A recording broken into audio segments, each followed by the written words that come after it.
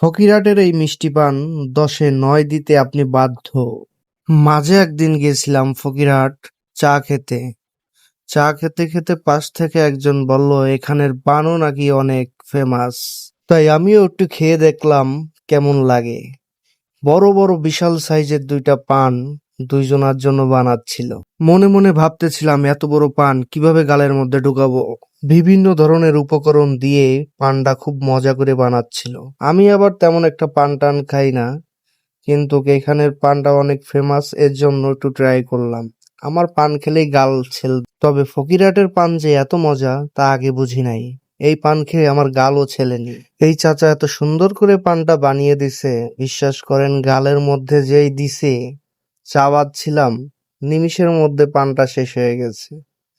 এত মজা ছিল পানটা। গাইস, যদি ফকিরহাটে যান তবে এই পানটাও একবার ট্রাই করে দেখবেন। আশা করি পান লাভাররা অনেক পছন্দ করবেন এই পানটা।